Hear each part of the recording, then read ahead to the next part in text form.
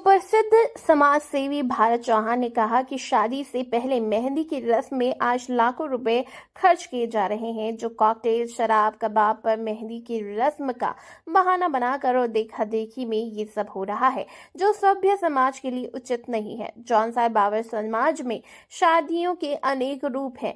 प्राचीन समय की बात करें तो उस समय भी विभिन्न प्रकार की शादियां होती थी, परंतु वर्तमान समय में जिस प्रकार से शहरों में शादियों का विकृत रूप हुआ है, वो भविष्य के लिए अच्छे संकेत नहीं है। देखा देखी में शादी से पहले मेहंदी की रस्म में ही शराब और कबाब पर लाखों रुपए लुटाए जा रहे हैं। उनका कहना है कि वैसे तो जौनसार बाबर क्षेत्र जनजाति क्षेत्र है, हम लोगों को जनजाति इसीलिए घोषित किया गया है। ये क्षेत्र अत्यंत पिछड़ा हुआ था। यहाँ की सांस्कृतिक धरोहर, रहन सहन, रीति रिवाज अन्य समाज से अलग थे। वो सभी मान्यताएं बनी रहीं। इसीलिए जौनसार बाबर क्षेत्र को अन्य समाज के से अलग रखा गया और ताकि इसे लाभ मिल सके, और इस लाभ को प्राप्त करने के लिए हम किसी भी हद तक जाने के लिए तैयार हैं। परंतु बाहर के समाज की देखा देखी में जो बदलाव जौनसार बाबर में आ रहे हैं, वो अच्छे संकेत नहीं है।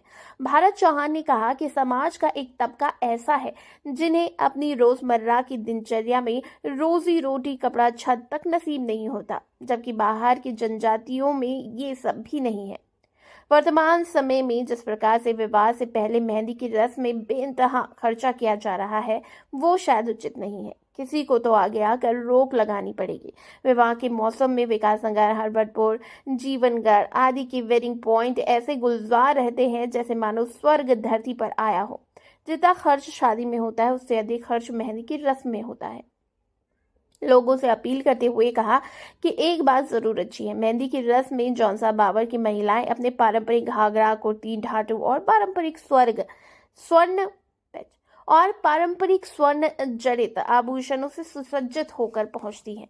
वो संस्कृति के संरक्षण और प्रचार प्रसार का अच्छा प्रयास करती हैं, परंतु गाड़ी पार्किंग करने हेतु जो ध्यान जरूर रखना चाहिए, हम सहारनपुर के मुहाने पर हैं, कहीं लुटेरा हाथ साफ न कर ले।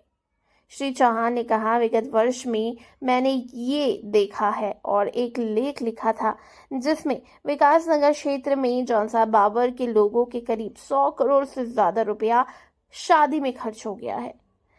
इस धनराशि में से यदि हम कुछ अंश निकाल कर उस नव दंपति के लिए कोई रोजगार खड़ा करने में लगा देते, तो निश्चित रूप से उस नव दंपति जोड़े को भविष्य के लिए एक रोजगार का आधार मिल जाता।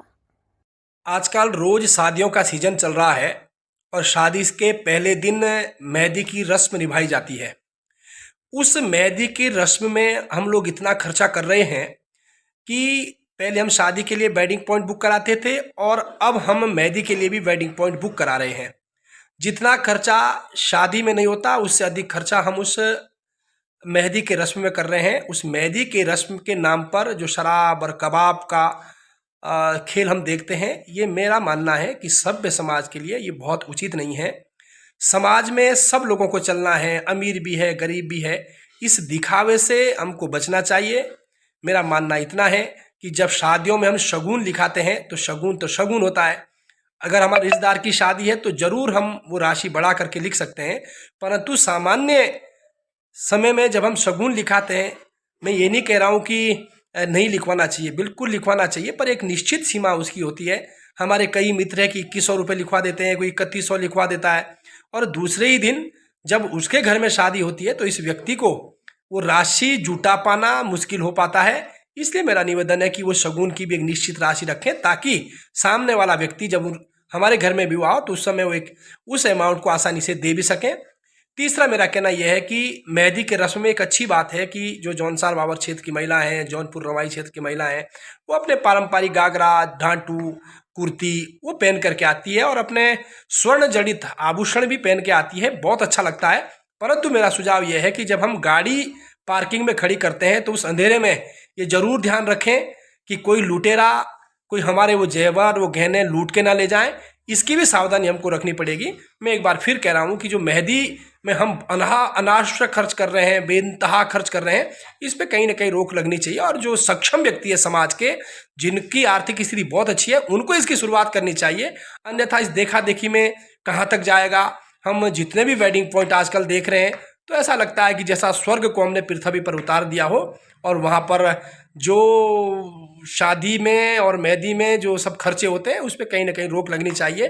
पिछला मेरा एक आंकड़ा है, मैंने एक डाटा लिया था, तो लगभग पिछले एक साल में शायद 100 करोड़ के आसपास पैसा जौनसार भावर के लोगों ने शादियों में खर्च किया है। हम कहीं ना कहीं जनजाति समाज के लोग हैं, हम जनजाति का लाभ जरूर लें, परंतु ये अनावश्यक खर्चे भी ना करें, ऐसा मेरा निवेदन है।